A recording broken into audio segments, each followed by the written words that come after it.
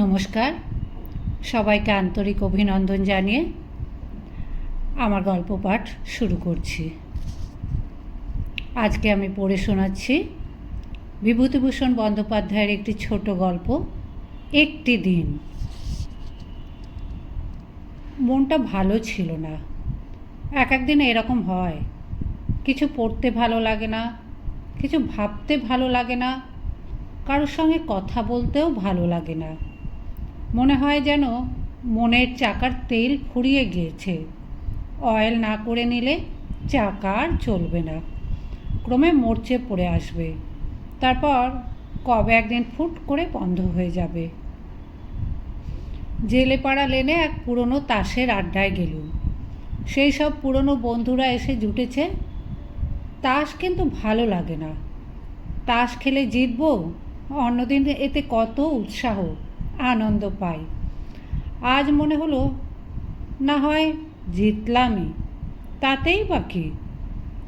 এদের গল্পগুজব ভালো লাগলো না।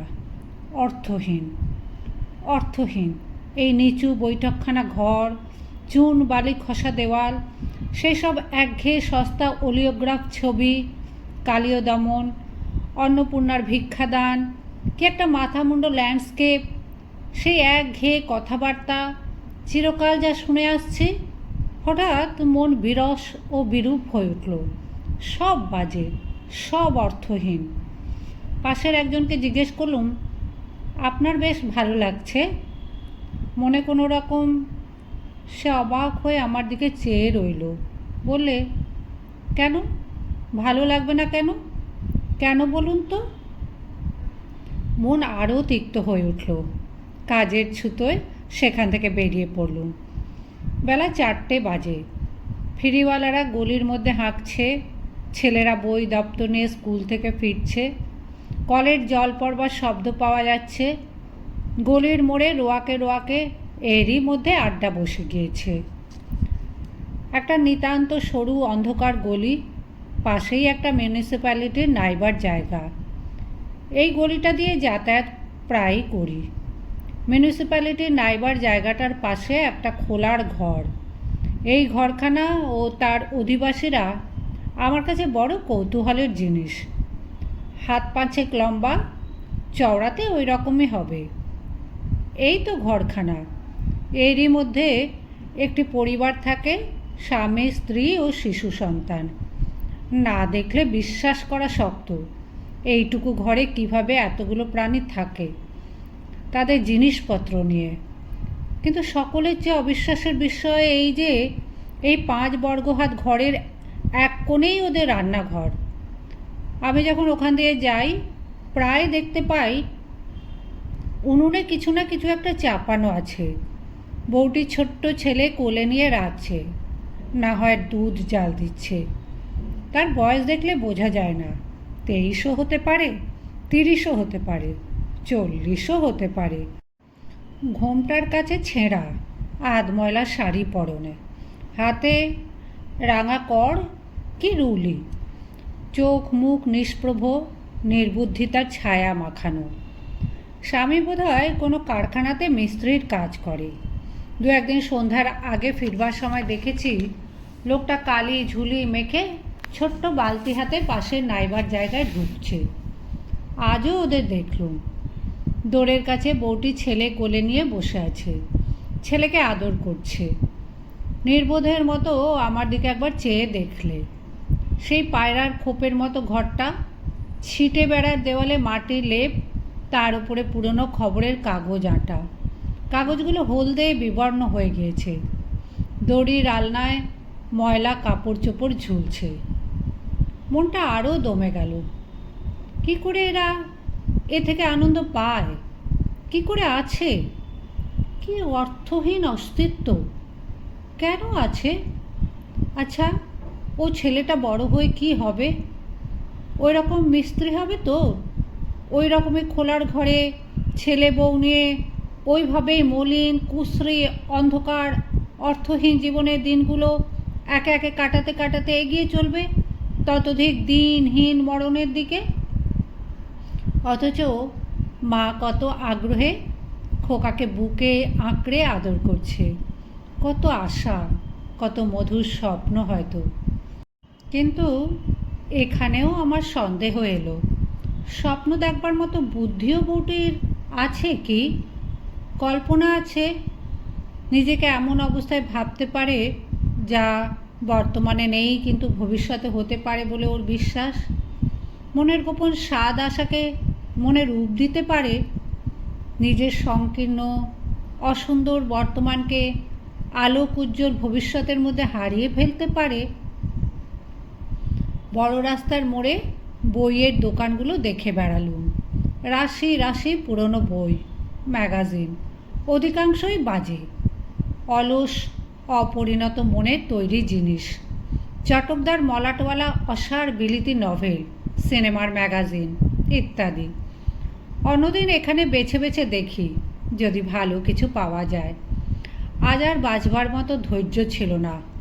মনের আকাশের চেহারা আজ ঘষা পয়সার মতো। নীলিমার সৌন্দর্য তো নেই, মেঘ ভরা বাদল দিনের রূপও নেই, নিতান্তই ঘষা পয়সার মতো তার চেহারা। সিনেমা দেখতে যাব, আউটরাম ঘাটে বেড়াতে যাব, কোথাও বসে খুব গরম চা খাবো, লেকের দিকে যাব।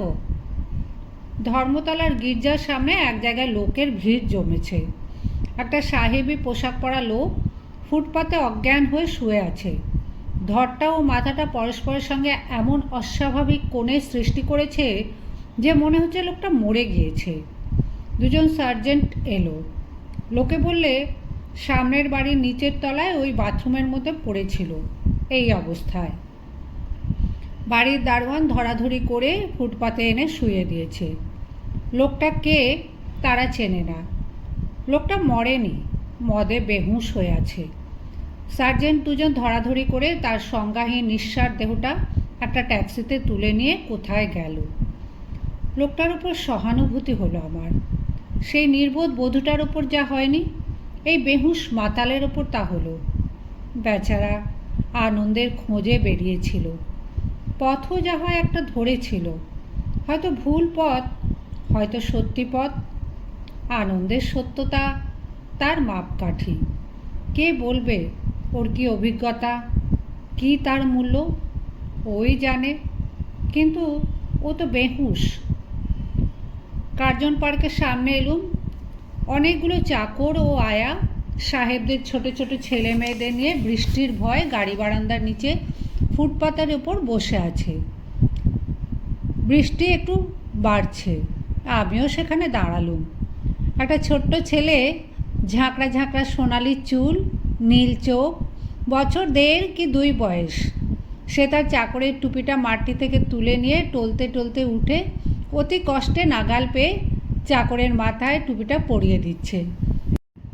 আর যেমনি পরানো হয়ে যাচ্ছে অমনি হাত নেড়ে নেচে ঘাড় দুলিয়ে দন্তহীন মুখে হেসে কুটি কুটি হচ্ছে।